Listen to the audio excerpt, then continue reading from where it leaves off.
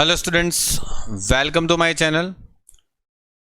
तो देखो, आज जो मैं ये क्वेश्चन जो ले रहा हूँ ना, वो एग्ज़ाम में कहीं बार आ चुका है। मतलब अमाउंट बदल बदल के ये क्वेश्चन को रिपीटेडली बहुत बार पूछ चुके हैं।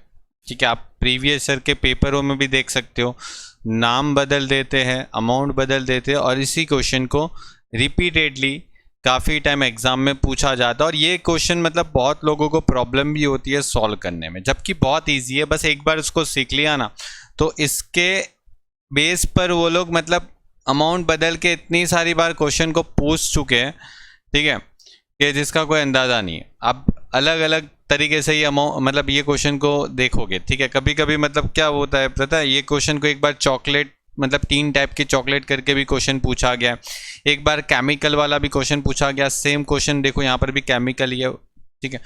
तो मतलब रिपीटेडली पूछा है यूनिवर्सिटी ने ये क्वेश्चन को।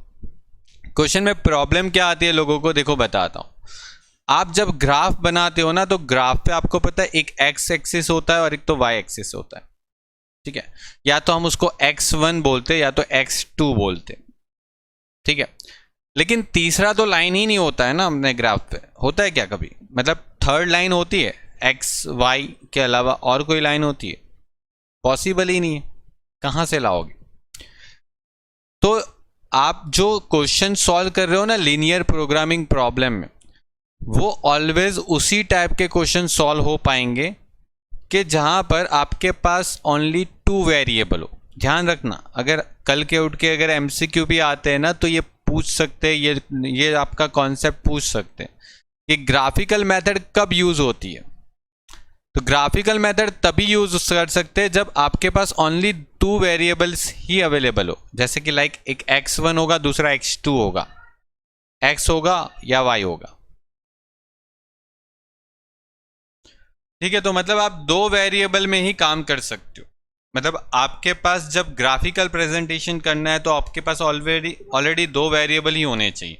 तीसरा वेरिएबल होगा ना तो काम बिगड़ जाएगा। मतलब पता है ना, 3 लोग को ऐसे भी काम बिगड़ ही जाता है। तो ये जो तीसरा एलिमेंट्स है उसका क्या यहाँ पर, ठीक है। तो बहुत सारे स्टूडेंट ये कंफ्यूजन में यहाँ पर ये क्वेश्चन सॉल्व नहीं कर पाते। देखो ध्यान से अब समझना, मैं क्वेश्चन सॉल्व करवाता हूँ। सबसे पहले क्वेश्चन रीड करके आप बोल तो देखो यहाँ पर क्या लिखा है, a chemical company provide okay the chemical mixture. मतलब एक केमिकल कंपनी को केमिकल बनाना, और वो केमिकल कितने मतलब कितना मिक्सचर बनाना, आपको यहाँ पर देखो मिक्सचर बोला गया है 500 kg का। अब 500 है, कभी कभी ये क्वेश्चन 1000 पे भी पूछा है, कभी कभी ये क्वेश्चन 2000 पे भी पूछा है। मतलब क्वेश्चन समझ रहे हो, यही मतलब रिपीटेडली पूछते रहते सेम। फिर आपको बोला गया है कि ये जो केमिकल मिक्सचर 500 kg का बनाना है ना, मतलब एक बॉक्स में 500 kg का केमिकल बनाना है, ऐसा समझ लो। एक बॉक्स है, एक डब्बा के अंदर मतलब 500 kg का केमिकल बनाना, लेकिन उसके अंदर 3 types of raw material requirement है। मतलब देखो x1 x2 और x3, देखो यहाँ पर 3 एलिमेंट्स आते हैं। और यहीं पे मतलब लोगों का मतलब माइंड सेट जो है वो मतलब खराब हो जाता है, यार सर यहाँ पर 3 एलिमेंट्स कैसे बताएंगे ग्राफ पे, ठीक है। And the cost of raw material are respectively 8 rupees, 10 rupees and 12 rupees. Okay. According to the technological constraint, the proportion of x1 should not be more than 310. Okay. And the mixture should contain at least 75 kg of x2, or mixture should contain minimum 100 kgs of x3। यहाँ पर देखो ये 3 जो बातें बोली गई है ना, वो बहुत इंपॉर्टेंट है, बहुत इंपॉर्टेंट है। और आपको क्या बोला गया है वो देखो यहाँ पर क्वेश्चन के अंदर फाइनली क्या फाइंड आउट करना है, ठीक है। क्वेश्चन में फाइनली क्या फाइंड आउट करना है वो देखते हैं। तो फाइनली आपको क्वेश्चन के अंदर ये पूछा गया कि determine the graphical, okay, graphically आपको देखो लिखा भी है, ग्राफिकली प्रेजेंटेशन करना है। ग्राफिकली देयर नो એટલે मतलब number of kgs for each raw material to be use. मतलब कितना रॉ मटेरियल यूज करेंगे at every month in the ordering to the maximize, क्या मिनिमाइज, तो यहां पर बोला मिनिमाइज। क्योंकि देखो मैंने आपको लास्ट लेक्चर में ये कॉन्सेप्ट बताया था, टोटल कॉस्ट की बात बोली गई है। जब कॉस्ट की बात बोली गई होगी तो मिनिमाइज बोला होगा आपको, हमेशा मिनिमाइज बोला है देखो, और प्रॉफिट की बात बोली होती तो मैक्सिमाइजेशन की बात बोली होती। Of the production of 500 KGs of chemical mixture, मतलब आपको 500 केजी का एक केमिकल का डब्बा बनाना है, जिसके अंदर 3 टाइप के मटेरियल मिक्स होके आपको वो डब्बा बन के, आप जब उसकी कॉस्ट आएगी वो कॉस्ट कम से कम आनी चाहिए, मिनिमम कॉस्ट आनी चाहिए। चलिए तो देखो क्वेश्चन सॉल्व करते हैं, ठीक है। मतलब बहुत सारे कंफ्यूजन के बीच हम क्वेश्चन को सॉल्व करते हैं। देखो आपके पास 3 टाइप्स ऑफ मटेरियल है, मटेरियल X1 है, दूसरा X2 है, तीसरा X3 है। मतलब हमारे पास ये 3 टाइप के मटेरियल है। अब मुझे पता ही नहीं है कि ये मटेरियल में कितना मटेरियल यूज करूंगा। सपोज उसका नंबर, एग्जैक्ट नंबर ऑफ, मतलब उसकी मिक्सचर की अमाउंट पता नहीं है कि कितने किलो मिक्स करूंगा।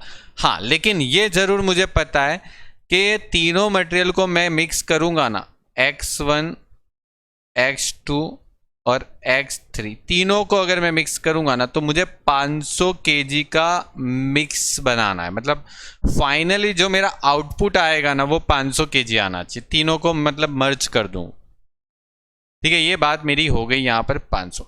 अब आपको मैंने क्या बोला था कि इस चैप्टर के अंदर कभी भी आपको 3 वेरिएबल की जरूरत पड़ती नहीं है ग्राफिकल प्रेजेंटेशन के लिए। तो यहां पर हमको ये पता है कि हमारा जो डब्बा बनाना है ना मिक्सर का, वो 500 केजी एग्जैक्ट बनना चाहिए। तो यहां पर हमको ये तो पता चल गया कि ये X3 जो है ना, उसको हम निकाल देंगे इस पूरे सीन से ही, मतलब ये पूरे पिक्चर से X3 को एलिमिनेट कर देंगे, ठीक है, ताकि X3 अगर हट जाएगा तो अपना रास्ता साफ हो जाएगा। देखो क्या हो जाएगा, देखो अपना रास्ता जो है ना वो साफ करना है, क्योंकि X3 जो है ना वो बीच में टांग अड़ा रहा है, हमको X1 और X2 ही चाहिए। तो मैं क्या करूंगा, X3 का एक फॉर्मूला बना दूंगा जिसमें ये X1 और X2 को सामने ले जाऊं तो मैं इसको इस तरीके से लिख सकता हूं, और इसका एक फॉर्मूला बना देता हूं, फॉर्मूला नंबर 1। ठीक है, अब जहां जहां पर X3 आएगा ना वहां वहां पर इसको छाप दूंगा मैं। ठीक है, जहां जहां पर X3 आएगा ना उसको मैं छाप दूंगा। ठीक है, ये फॉर्मूला रख देंगे। चलिए अब देखो काम करते हैं ऑब्जेक्टिव फंक्शन। ऑब्जेक्टिव फंक्शन, और ऑब्जेक्टिव फंक्शन होता है z। और ऑब्जेक्टिव फंक्शन क्या होना चाहिए कि हम ये जो केमिकल मिक्स करेंगे ना वो कितने रुपीस का है, क्योंकि हमारे कॉस्ट को, देखो कॉस्ट को क्या करना है आपको, मिनिमम करना है। तो उसकी कॉस्ट क्या है केमिकल की, तो केमिकल की कॉस्ट है 8 रुपये, 10 रुपये और 12 रुपये पर केजी है रिस्पेक्टिवली, ऐसा लिखा है पर केजी। तो मतलब देखो यहाँ पर 8 रुपये का, 10 रुपये का और 12 रुपये का आपके पास तीनों मटेरियल आएगा, X1, X2 और X3। तो इसको टोटल करके आपको अपनी कॉस्ट मिल सकती है। लेकिन सर हम तो X3 को एलिमिनेट करने वाले, तो ठीक है X3 को इस पिक्चर से निकालेंगे यहाँ से भी। तो X3 की जगह पर हम क्या करेंगे, उसकी वैल्यू को पुट ऑन करेंगे। ये वैल्यू क्या है उसको यहाँ पर रख दो, क्या आना चाहिए 500 माइनस X1 माइनस X2। अब इसको सॉल्व करो। अब देखो यहाँ पर थोड़ा बहुत तो सॉल्यूशन आपको करना आना चाहिए। 500 को 12 से मल्टीपल कर दो, 6000, और यहाँ पर 12x1 हो गया, यहाँ पर 12x2 हो गया। और फिर आप क्या करो, इसको फाइनल सॉल्यूशन के लिए 6000 को आगे लिख दो, और देखो 8x में, मतलब देखो यहाँ पर ये 8x1 है, इसमें से ये लेस कर दो, ये लेस कर दो, क्या बनेगा -4x1। और यहाँ पर ये जो है ना उसमें से ये लेस कर दो, क्या बनता है -2x2 बन गया। तो ये आपका पहला फंक्शन आ गया जिसको हम ऑब्जेक्टिव फंक्शन बोलते हैं। ठीक है, हमारा ये ऑब्जेक्टिव फंक्शन हो गया। अब हमारा कंडीशनल फंक्शन, ओके कंडीशन। अब हमारे पास पहली कंडीशन क्या है, फर्स्ट कंडीशन हमारे पास क्या है, वो पहली कंडीशन, ठीक है। उन लोगों ने इतने अच्छे से पहली कंडीशन दे रखी है नंबर 1 मार के, देखो यहां पर द प्रपोर्शन x1 जो है ना वो आपको किससे ज्यादा नहीं जाना चाहिए, देखो should not be more than बोला है, मतलब 3/10 से ज्यादा नहीं जाना चाहिए, 3/10 से ज्यादा नहीं जाना चाहिए। मतलब x1 की जो वैल्यू है वो 3/10 से ज्यादा नहीं जानी चाहिए। तो ज्यादा नहीं जानी चाहिए तो क्या होनी चाहिए, कम होनी चाहिए। लेकिन ये 3/10 किसका, तो हमारा जो वो टोटल डब्बा बनाना था ना वो 500 kg का बनाना था, तो इसको 500 से मल्टीप्लाई कर देंगे, मतलब 500 का 3/10। तो 500 का 3/10 करो तो आपको पता चल जाए कि आपका जो डब्बा बनेगा ना 500 kg का वो 150 से ज़्यादा किलो, मतलब 150 किलो से ज़्यादा x1 वाला मटेरियल अंदर नहीं होना चाहिए, गलती से भी नहीं होना चाहिए, ठीक है। x1 टाइप्स का जो मटेरियल है मिक्सचर के अंदर वो 500 का 3/10 मतलब 150, उससे ज़्यादा नहीं होना चाहिए। दूसरा दूसरा दूसरा क्या बोला यहां पर, the mixture should contain at least 75 kg of x2, मतलब एटलीस्ट 75 तो होना ही चाहिए, उससे कम नहीं होना चाहिए। इसका मतलब ये हो गया ना, एटलीस्ट 75 का मतलब क्या होता है, 75 तो मिनिमम रिक्वायरमेंट, उससे ज़्यादा होगा तो चलेगा, इट इज़ ओके। मतलब यहाँ पर x2 की जो वैल्यू होगी वो 75 तो होनी चाहिए, उससे ज़्यादा होगी तो भी प्रॉब्लम नहीं है, चल जाएगा। थर्ड नंबर की बात करते हैं तो थर्ड नंबर में भी कुछ इसी टाइप्स का दे रखा है। क्या दे रखा है थर्ड नंबर में, कि जो आपका मिक्सचर है, mixture should contain minimum 100 kg, मतलब देखो ऊपर एटलीस्ट लिखा, यहाँ पर मिनिमम लिखा, जानबूझ के कंफ्यूज करने की कोशिश कर रहे हैं। एक ही बात है, मिनिमम 100 होना चाहिए या तो एटलीस्ट 100 होना चाहिए, कोई मतलब नहीं है, दोनों सेंटेंस एक ही टाइप का बात बोल रहे हैं। तो मतलब क्या करोगे आप, तो x3 का जो आंसर है ना, x3 का आंसर वो एटलीस्ट 100 से ज़्यादा ही होना चाहिए।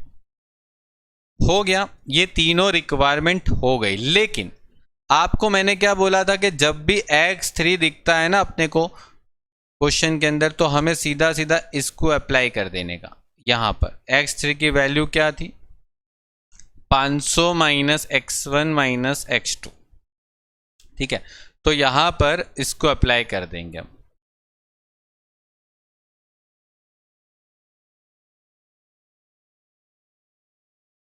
चलिए देखो, इसको अप्लाई करेंगे। x3 के जगह पर क्या रखना है, 500 माइनस x1 माइनस x2 ये रखना है, ठीक है। ये हमने पहले ही फिक्स कर लिया था कि इसके जगह पर ये रख लेंगे, जब भी x3 दिखे ये रख लो। अब इसको सॉल्व करो, क्या होगा, क्या होगा इसका answer, minus x1 minus x2 ऐसा दिखेगा।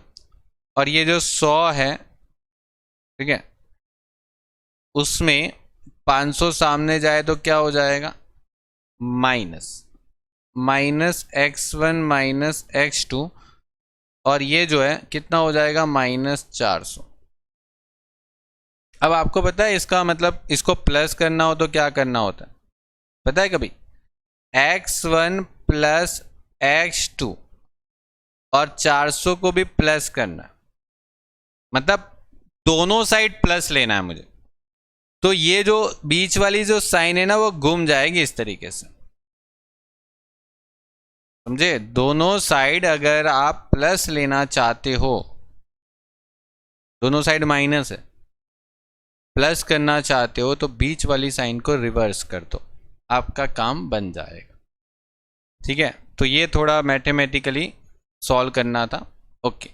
अब इसका इक्वलिटी करते हैं, ये तो इनइक्वलिटी हो गई, अब इक्वलिटी करना पड़ेगा हमें इसको। तो कन्वर्ट इनटू इक्वलिटी, देखो इक्वलिटी में कन्वर्ट करेंगे तो इसका x1 का इक्वल टू क्या हो जाएगा 150, x2 का इक्वल टू क्या हो जाएगा 75। अच्छा इसका क्या हो जाएगा x1 plus x2 equal to 400। Sir यहाँ पर ये 400 हो गया, तो हमें इसका सॉल्यूशन करना पड़ेगा। अब हमें इसका सॉल्यूशन कैसे, x1 और x2, ये तो बहुत सिंपल हो गया कि सर इसकी वैल्यू को 0 रखेंगे तो ये 400 आ जाएगा, और सर इसकी वैल्यू को 0 रखेंगे तो ये 400 आ जाएगा। और पता है एक और कंडीशन होती है जो आप मिस करते हो। देखो मैंने आपको कल बताया था लास्ट लेक्चर के अंदर ही कि एक और कंडीशन होती है कि x1, x2 और x3, अपने पास 3 वेरिएबल है, ये तीनों वेरिएबल ऑलवेज ग्रेटर देन 0 होता है, कभी भी लेस देन 0 नहीं होता। ये डिम्ड कंडीशन है, नॉन नेगेटिविटी कंडीशन बोलते हैं, ये ऑलवेज क्वेश्चन के अंदर होना ही चाहिए, लिखना ही पड़ेगा। लेकिन यहाँ पर भी x3 आ रहा है, तो x3 आ रहा है तो x3 के जगह पर हम उसकी वैल्यू रख देते हैं 500 x1 माइनस x2, ठीक है, और इसका ग्रेटर देन 0, और ये जो चीज़ है वो सामने को ट्रांसफ़र कर दिया जाए, 500 x1 सामने चला जाए तो क्या हो जाएगा x1 और x2 दोनों प्लस हो जाएंगे ना, प्लस सामने जाने पे प्लस हो जाते हैं, ठीक है। और फिर अगर इसको इस साइड लिख दिया जाए और 500 को इस साइड लिख दिया जाए तो ये बीच वाली साइन पलट सकती है, और x1, एक सेकेंड, यहाँ पर इसको इक्वलिटी में कन्वर्ट कर देंगे पहले, फिर जाके इसका सॉल्यूशन लाएंगे। एक सेकेंड, देखो x1 plus x2 equal to 500, x1 x2, ये 0 आया तो ये 500 आ जाएगा, ये 0 आया तो ये 500 आ जाएगा, बात खत्म, दी एंड हो गया इसका। ये पूरा क्वेश्चन का सॉल्यूशन था, ठीक है। आप खुद देख सकते हो कि क्वेश्चन, और ये क्वेश्चन प्रीवियस ईयर के पेपर में भी है, प्रीवियस ईयर एग्जैक्टली।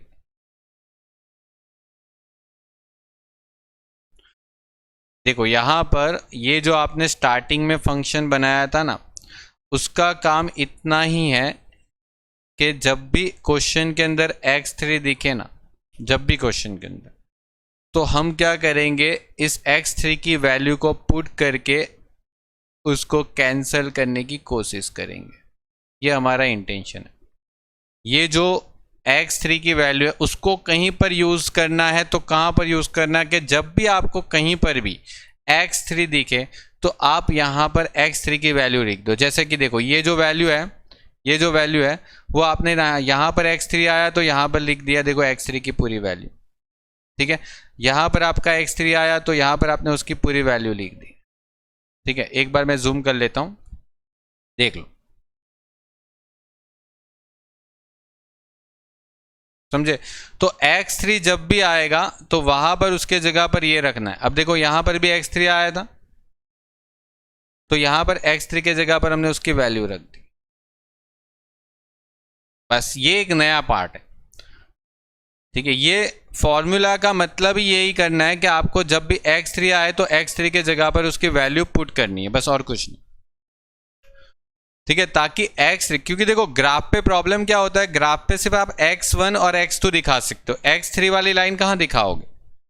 ग्राफ तभी सॉल्व हो सकता है इस मेथड के अंदर कि जब आपके पास ओनली 2 वेरिएबल हो। अब यहाँ पर 3 वेरिएबल था तो एक वेरिएबल इक्वल, मतलब तीनों का टोटल 500 होना चाहिए था, ये क्वेश्चन में बोल रखा था। तो वो इक्विवेलेंट फंक्शन आपको दे रखा है तो उसके बेस को लेके बाकी के कंडीशन को हम एलिमिनेट कर सकते हैं, ठीक है, निकाल सकते हैं।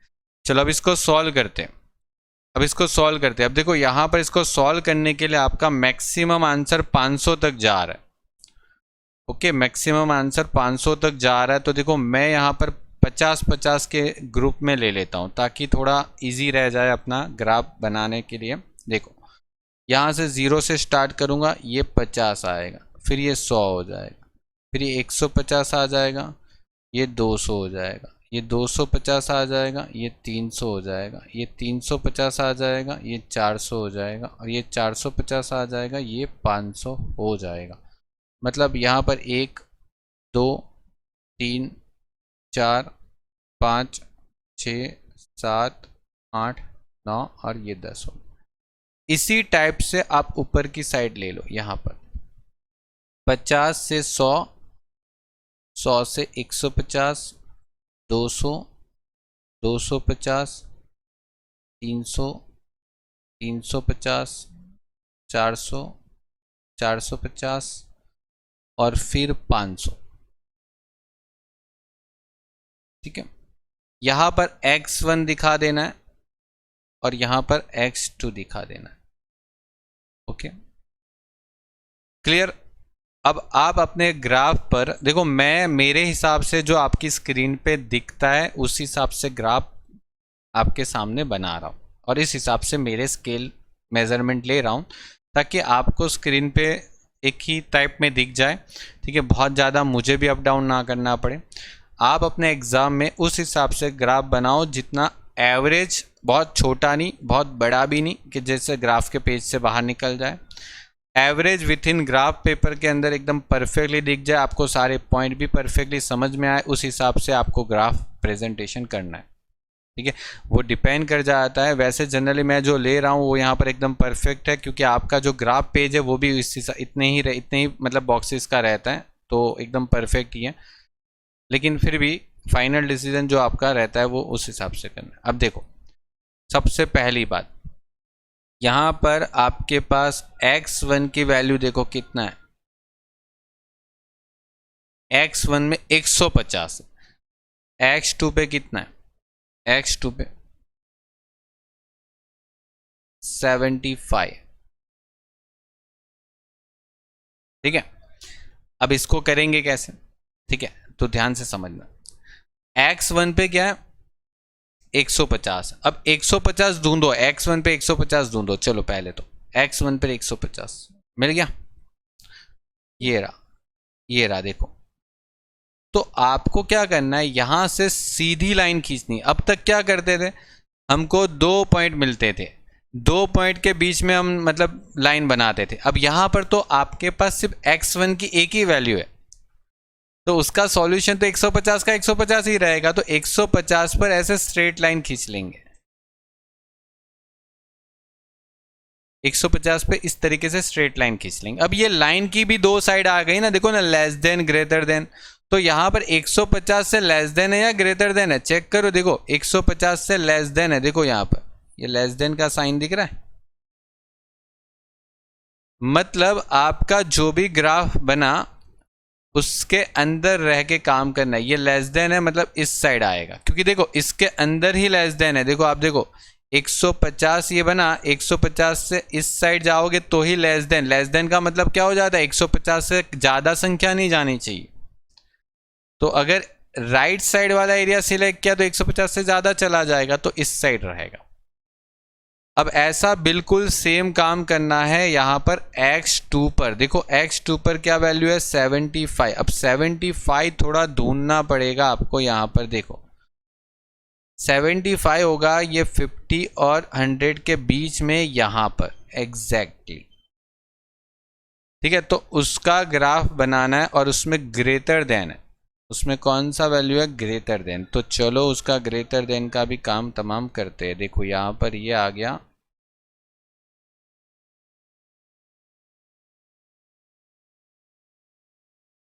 ये आपका हो गया।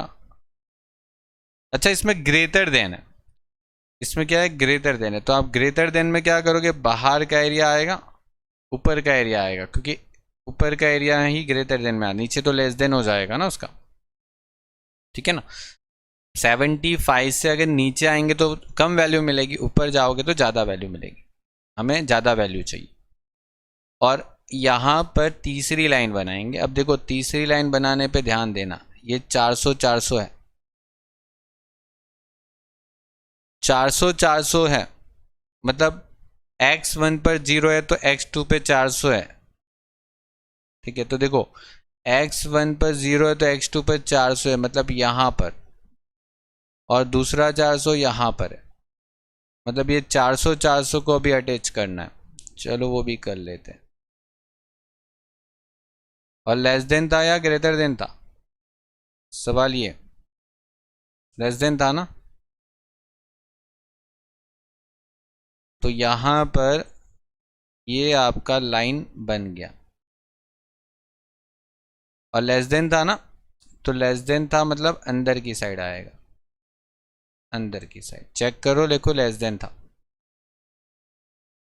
हाँ यहां पर मत देख लेना भाई, यहां पर मत देख लेना ग्रेटर देन, ये फाइनल में देखना है, यहां पर देखना है, इधर देखना है, ये फाइनल आपका फॉर्मूला बनता है वहां पर देखना है, ऊपर मत देख लेना वरना मतलब ग्रेटर देन करके आ जाओगे। ठीक है, देखो मैं परफेक्ट यहां पर बॉक्स बना देता हूं। ठीक है, तो ये थोड़ा ध्यान रखना, फाइनल जहां से आपने उसकी वैल्यू निकाली वो फाइनल जो फॉर्मूला होगा उधर देखना है, उधर देखना है, बाकी सब में मत देखना। और एक ये फॉर्मूला रह जाता है तो उसके लिए हम थोड़ी कलर चेंज कर देते हैं। ठीक है, कौन सा कलर अभी तक नहीं आया, ये, हाँ यहाँ पर देखो ये फाइनल फॉर्मूला है, ये फाइनल फॉर्मूला में देखना है आपको कि यहाँ पर क्या वैल्यू है, ग्रेटर देन है या लेस देन है, लेस देन है, और यहाँ पर क्या है 500 500 है। ठीक है, तो 500 500 का देख लेते हैं अंदर की साइड, एक सेकेंड, ये 500 आ गया और यहाँ पर 500 आ गया। ठीक है, तो ये 500 500 को इसको अटैच कर देते हैं, चलो एक सेकेंड इसको भी अटैच कर देते हैं।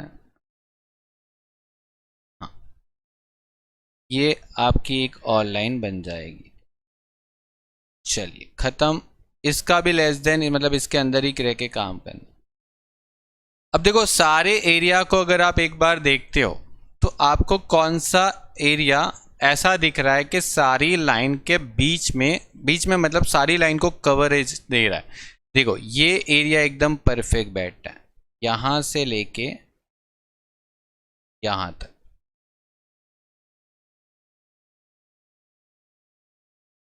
ये वाला एरिया, ये आपको एकदम परफेक्टली आंसर देगा, ये वाला एरिया जो इतना मैं आपको डार्क कर रहा हूं। ठीक है, वो, और इस एरिया में आपको नंबर देना है, ये आपका हो गया ए, यहां पर हो गया बी, यहां पर हो गया सी, और यहां पर हो गया डी। और ए की वैल्यू डिफाइन करनी है तो क्या डिफाइन कर सकते हो, 0 और 400। यहां पर क्या डिफाइन कर सकते हो, देखो एकदम परफेक्ट मैच हो रहा है 150 और 250। यहां पर क्या डिफाइन कर सकते हो, 150 और यहां पर 75 होगा क्योंकि वो 75 वाला टिक किया था ना यहाँ पर डी पे, और यहां पर डी पर जो होता है वो 0 और 75 हो जाता है। मतलब आपको क्या करना है, ये एरिया को सिलेक्ट करना है। देखो यहां पर ए की वैल्यू 0 और 400 थी, बी की जो वैल्यू आई 150 और 250 आई, सी की जो वैल्यू आई वो 150 के साथ 75 आया, और डी का जो वैल्यू आया वो 0 के साथ 75 आया। और उसमें आपको z की जो वैल्यू थी, आपकी z की वैल्यू आपने देखो यहां पर निकाल के रखी थी, ये रही z की वैल्यू, ये आपका z का फंक्शन हो गया जो आपको ऑब्जेक्ट देता था कि आपको अपनी कॉस्ट को क्या करना था, मिनिमम करना। 6000 माइनस 4x1 माइनस 2x2। ठीक है, तो यहां पर लिख देंगे 6000 माइनस 4x1 माइनस 2x2। और देखो 6000 तो सब में रहने वाला है यार, मतलब ये तो कॉमन चीज हो गई, 6000 तो आने वाला है। ओके, और माइनस 4x1 ये तो आपका हो गया 2, और यहाँ पर 400, यहाँ पर आपके पास 150 हो गया, यहाँ पर 2 और ये 250 हो गया, यहाँ पर आपके पास 150 था, यहाँ पर 2 और 75 हो गया, और यहाँ पर आपके पास 0 और 275 हो गया। ये आपका काम हुआ। अब देखो आप मल्टीप्लाई करके जो भी आंसर आता है वो निकाल लो। कितना आ रहा है, पहले में 5200 आएगा यहाँ पर, ठीक है। यहाँ पर आपका 4 इंटू 150, ओके 4 इंटू 150 और 2 इंटू 250, ओके। तो मतलब 1100 हो रहा है। तो 6000 में से 1100 लेस कर दोगे तो यहाँ पर आंसर आ जाएगा 4900।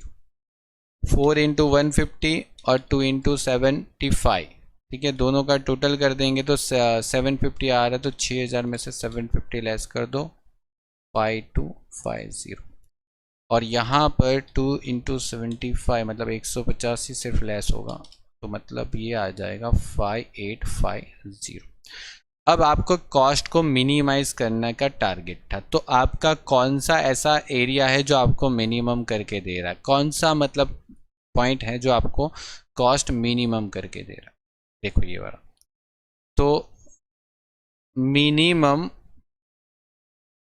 Cost is ₹4900 at x equal to 150, x2 equal to 250। लेकिन यहाँ पर एक कॉमन सी मिस्टेक बहुत सारे स्टूडेंट करते हैं कि सर x1 150, x2 250 और उसके ऊपर आपका जो खर्चा है वो मिनिमम होगा। ये बात सही है, मिनिमम होगा। लेकिन x3 को कहाँ गया भाई, x3 को क्यों भूल गए, x3 भी लाना है। भले यहाँ पर आपको x1 x2 मिलेगा, लेकिन x3 को भी भूलना नहीं है भाई, भूलना नहीं है उसको भी याद रखना है। क्योंकि देखो तीनों केमिकल का जो मिक्सचर है ना वो कंपलसरी कितना होना चाहिए था, 500। तो देखो x1 plus x2 plus x3 मिलके 500 बनना चाहिए था।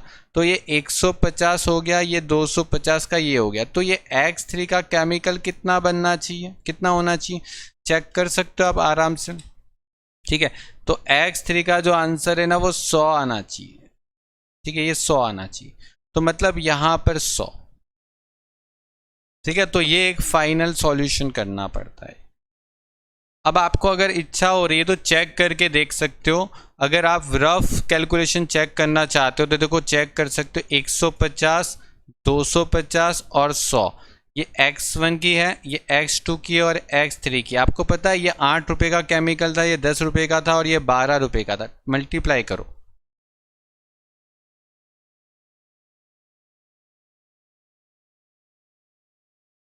मल्टीप्लाई करके यहाँ पर टोटल करके देख लो, एग्जैक्टली टैली होगा आपका, ठीक है। ये टैली करने का बात बता रहा हूँ, ठीक है। तो ये आपका परफेक्ट वे पे पूरा ग्राफ हो गया, ठीक है। इससे परफेक्ट कुछ नहीं हो सकता, ठीक है। A to Z आपको देखो ये ग्राफ भी हो गया, ठीक है। और यहाँ पर ये जो फंक्शन को फॉर्मुलेट करने का पूरी प्रोसीजर है वो भी मैंने आपको यहाँ पर करवा दिया। और लास्ट में जो टैली है वो भी करवा दिया कि देखो एक मटेरियल कितना है, 8 रुपये का मिलता था। देखो यहाँ पर देखो ये 8 रुपये का, 10 रुपये का और 12 रुपये का मिलता था। तो उसके हिसाब से उसका कॉस्ट जो है ना वो मिनिमम होना चाहिए था। मतलब हमको कम खर्चे में ज़्यादा कमाने की लालच थी ना। तो सीधी बात है, देखो कोई भी कंपनी है ना वो खर्चा ज़्यादा तो नहीं करना चाहेगी, कम खर्चा करेंगी तो प्रॉफिट भी ज़्यादा होगा, क्योंकि profit also dependent on cost, ठीक है। अगर आप खर्चा कम करोगे तो प्रॉफिट अपने आप बढ़ जाएगा, आप बिना कुछ किए भी प्रॉफिट बढ़ा सकते हो, वैसा काम हो गया, ठीक है। तो ये चीज़ ध्यान रखना, x3 यहाँ पर अलग से निकलेगा लास्ट में। कंप्लीट। तो देखो ये क्वेश्चन आपका यहाँ पर फिनिश हो गया। इसको एक बार पूरा एक में देख लो, रुको इसमें, हाँ ये पूरा एक में देखो, छोटा थोड़ा छोटा दिखेगा, ठीक है। लेकिन क्योंकि थोड़ी कैलकुलेशन भी बड़ी है, 1 पेज पे आएगा तो थोड़ा स्मॉल हो ही जाएगा वो तो, ठीक है। तो ये आपका हो गया।